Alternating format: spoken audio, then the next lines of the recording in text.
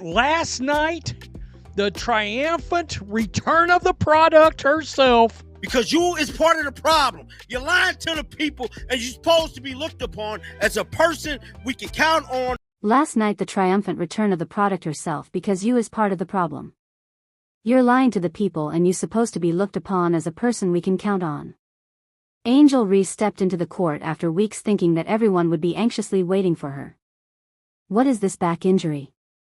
What's going on? But what she received was silence, empty chairs, and hatred from fans.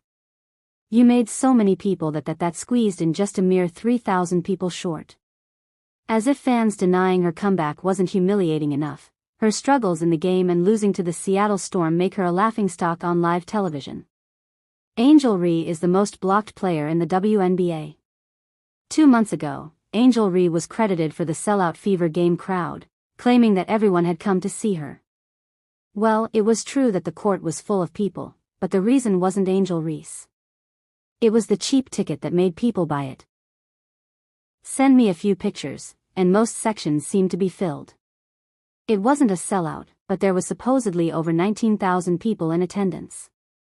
Of course, it's easier to draw a decent crowd when tickets are selling for $3. But Angel Reese refused all of this, claiming that she was the reason the WNBA is surviving. And the Chicago Sky is thriving. She was in her arrogant mindset when she stepped into the court to fight with the Seattle Storm. It had been a long time since she was absent from the court, claiming that she was suffering from a back injury. Angel Reese finally made her way back to the court. When she entered the court, she thought everyone would be anxiously waiting for her. Her fans would be everywhere and she would get the queen treatment. But what fans did with her shocked her to her core. Only about 6,724 fans showed up. Only 6,724 fans showed up to the Winrust Arena. Yeah, it holds about 9,500 fans. So, we're talking roughly 3,000 fans away. Winrust seats 9,500. So, let's do some very basic math here. More than 2,700 seats were left embarrassingly empty. That's not a sellout. That's not even a respectable near sellout. That's just Wednesday night bowling league numbers. She said, "I'm so happy to be back playing the game that I love." All right. All right. We all thought that Angel Reese's grand return to Chicago was supposed to be this Beyoncé-level once-in-a-lifetime spectacle. The kind of event where the doors of Winrust Arena would be bursting open, scalpers outside flipping tickets for triple price, and fans clawing at the gates just to catch a glimpse of the Chi Barbie in action.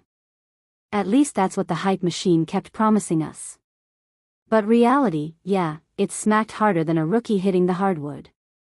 It was literally only 3,000 fans away from being standing room only. For the big comeback game, the court looked more like a poorly attended high school pep rally. The self-proclaimed double-double queen was supposed to put Chicago on the map. Yet, the return she hyped to the moon didn't even fill a medium-sized arena. Caitlin Clark's preseason games have had more energy in the building than this marquee moment. Imagine being the ITG girl of the WNBA and still needing a Groupon code to fill seats. Now, the question is, why did fans dump Angel Reese? What was the reason for their annoyance with her? Well, it all started with her great disappearing act. In all honesty, she has gotten better at shooting. Honestly, it is getting old.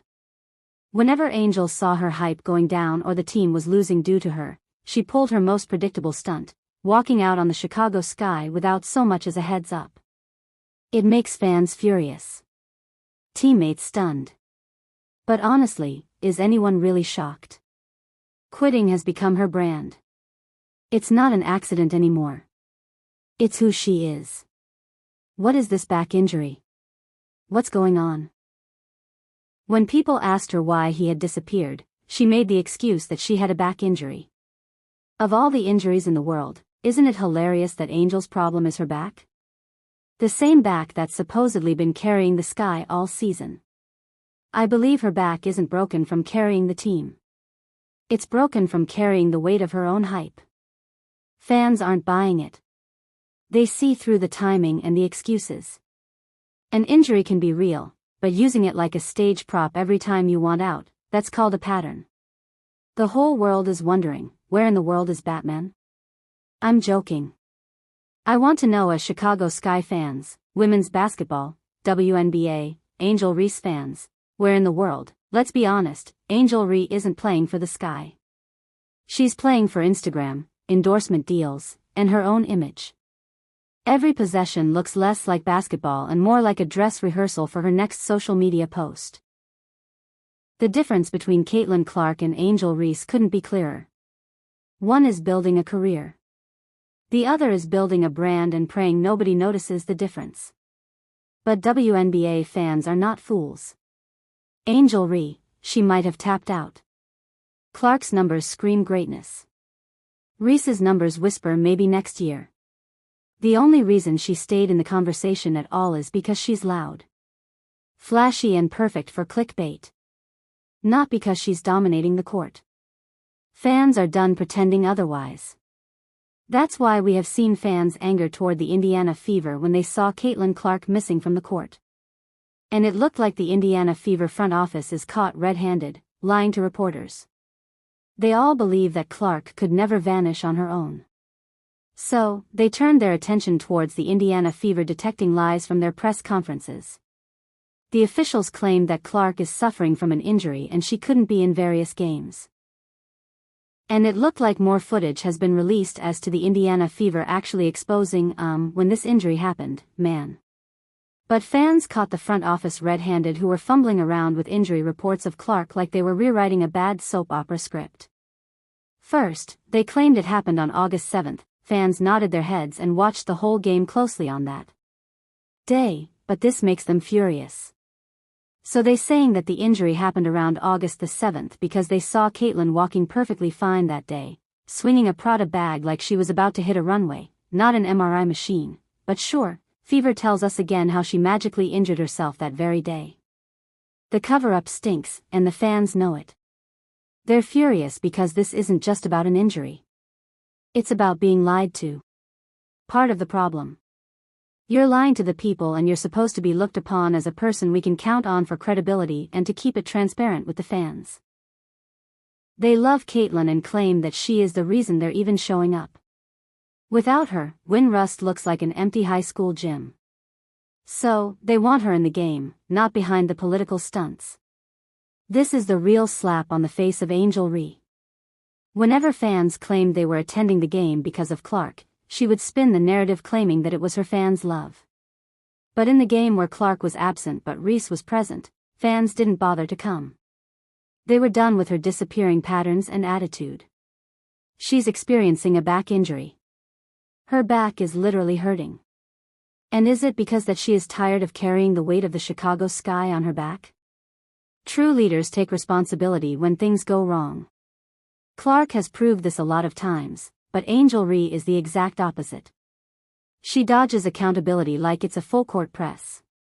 She shrugs, rolls her eyes, and acts like everyone else is the problem. Meanwhile, the Sky were dumb enough to hand her the keys to the franchise, and what she did with them was to drive straight into the ditch. Fans don't want a passenger, they want a driver. And Reese doesn't even want to sit behind the wheel. But she was still naive enough to believe that fans loved her. During her disappearing era, she dreamed of launching her shoe business that would beat Michael Jordan's Air Jordan here that she expects to, sell shoes in a way that, Michael Jordan did. Yes. Apparently, the Chi Barbie now wants her very own signature shoe with ambitions that it'll be the next cultural phenomenon right up there with Michael Jordan's Air Jordans. You know, the most iconic sneaker line in the history of sports. Dreaming this is quite delusional because let's be honest, to have a signature shoe that sells, you need three things: massive star power, global influence, and fans lining up around the block just to wear what you wear. That's right. Angel Reese is chasing Michael Jordan's shoe dream. And here we have Angel, who can't even get her own team's arena to 75% capacity. She's closer to selling discount flip-flops at Walgreens than revolutionizing the sneaker game. She actually made a comment about these. Quote, "Just like how they wear Jordans everywhere, I want people to wear the Angel Reese ones everywhere and to just be a household name." And this isn't even shade. But it's just reality. Jordan turned his name into a global empire because he was the game. Generations worshipped him. Ree, on the other hand, has built her brand on Instagram captions and fake tough girl antics that are already losing steam with fans. When you can't fill a 9,500-seat arena for your big return, you might want to pump the brakes on comparing yourself to the Jumpman. That 4 general and that 4 leader, did the Chicago Sky break Angel Reese's back? As if this wasn't humiliating enough, Angel Reese's performance further made her a laughingstock among fans. Her big comeback moment ended with the Sky coughing up a 94-88 loss to the Seattle Storm. That's right. All the build-up, all the drama, and the result was just another L in the column. Nothing says I'm back quite like letting the Storm waltz out of Winrust Arena with a win. Now, sure, on paper, 19 points and 7 rebounds sound.